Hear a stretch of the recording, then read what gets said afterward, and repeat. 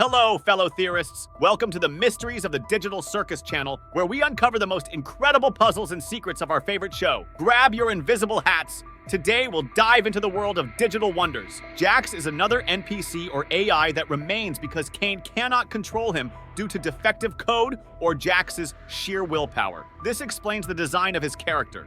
For some reason, at least IMO, Jax's character design is much more timid compared to the rest of the team. He's just a humanoid rabbit, while Regatta is a literal ragdoll. Kinger has floating hands, Zooble can be disassembled and reassembled, Gangle has a mask instead of a head and ribbons instead of a body. And Kane? Well, Kane. When Pomni looks more humanoid than the others, Episode 2 showed that she can stretch her arms, and possibly in turn legs, very far. Jax is just a purple guy with long rabbit ears. Strange, but not on the same level as everyone else. I also assume that Kaufmo has a different body type compared to everyone else. Otherwise, how could he write on all the walls? This theory also explains why we haven't seen his room. All we know for sure about abstraction is that it's a terrible thing that happens when you reach your breaking point. The breaking point is vague, but what if it's exactly as it sounds? What if, unlike games and levels, the circus is a place where you don't respawn, because being a safe place in the game, this programming was never put there from the beginning. So when your character dies for any reason, for example, if you reach the breaking point and end your life, your file gets corrupted and creates an abstraction? When they found Kaufmo, they were surprised, and Zooble comments that they didn't expect him to give up, implying that abstraction is to some extent a choice. For example, the only way to do it is to intentionally harm yourself while in the circus. Now finally, let's get to the point.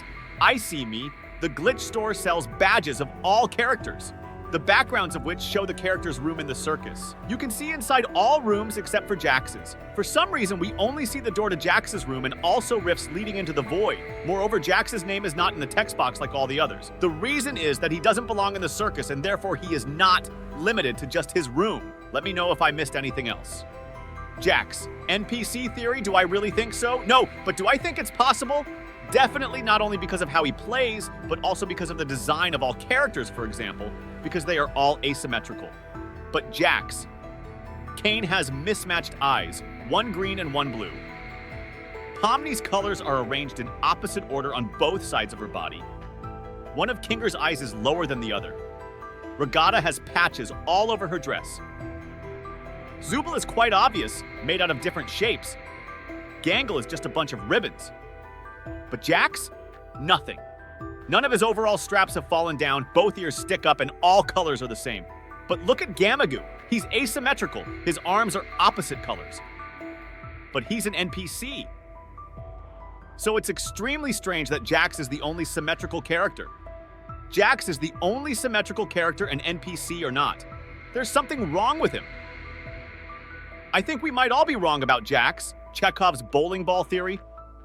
So I literally stumbled upon this realization having a bunch of unrelated thoughts about TIDC, and it was like that moment in those mystery murder films where the detective stands at the board and suddenly goes back to that one asterisk clue that didn't make any sense, and suddenly it all makes sense. Let me ask you something. Did you notice in episode 2 that no one died or worried about death? Regatta gets a knife in her head, while Kinger gets about 8 of them. Then they drive off a cliff, and Gangle, one of the most anxious characters, doesn't react at all to their possible demise. As for Jax, he stands on a truck falling like Looney Tune. Keep this in mind. With this evidence, I fully expect an episode in the future to show Pomni that they can't die, through her own death and resurrection or another character's death causing her to panic before learning they come back.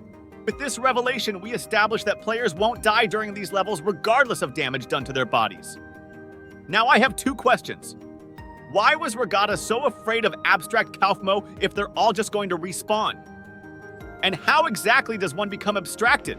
Who volunteered themselves and others to check on Kaufmo? He took 3 out of 5 available people on his search, instead of sending more people to help Zooble, who might have needed them much more. It was Jax. Jax volunteered Ragath and Pomni. Then he mentioned that he has a key to Kaufmo's room and successfully evaded explaining why. Then they opened Kaufmo's door and found him abstracted. Why did he, uncharacteristically, volunteer himself and the excited new girl to check on him? And what does Jax see on the floor and pick up? A bowling ball. His bowling ball. Why was his bowling ball in Kaufmo's room? Why was this added? What purpose did it serve? And why did Kaufmo run after them? Why did he leave Regatta after she fell? And after that, why did he give up searching for Pomni? Why did Jax dive into Gloinka's cave?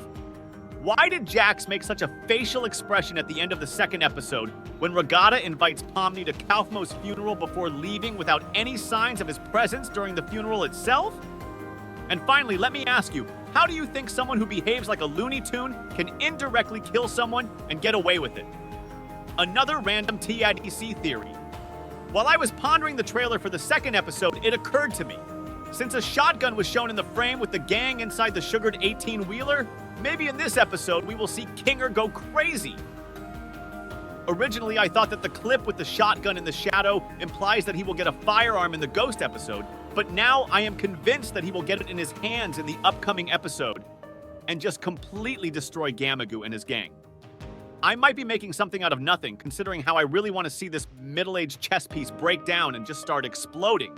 But at least it's something to think about. The usual NPCs in the circus are puppets, which may mean that they can wear avatar skins as if they are pre-made, and NPCs just wear them and play out the role they are coded for. But how does this relate to Jax being an NPC? If an NPC pretended to be him, he is real, Jax would know about it. Well, this theory, Stardust 948, made me think that Kane accidentally kills the real Jax and doesn't know about it. NPC puppet finds a way to wear Jax's model. He merges with the rest of the cast. That's how Jax has a door despite being an NPC. Kane just didn't have a chance to mark Jax as dead, so an NPC replaced him and just made Kane think he was human. I think it would make sense, and I think it's pretty fun. That's all. Thanks to both of these people for great theories. The usual NPCs in the circus can wear avatar skins and play out pre-coded roles is really interesting. It could add a layer of complexity to their interactions with other characters and viewers. If we expand this theory, we might assume that NPCs can not only wear different skins, but also have the ability to adapt to changes in the circus script, making them more flexible and unpredictable. If Jax is indeed an NPC, his behavior could be the result of complex programming or influence from other entities within the digital circus. There may be a hierarchy or classification system for NPCs that determines their roles, abilities, and level of self-awareness. The death of the real Jax could have been a catalyst for an NPC to take his place, which could explain his presence at the door. I hope today's theories have made you think and maybe even see the digital circus from a new angle. Don't forget to subscribe so you don't miss our next theoretical adventures. See you in the next video, and remember, anything is possible in the digital circus.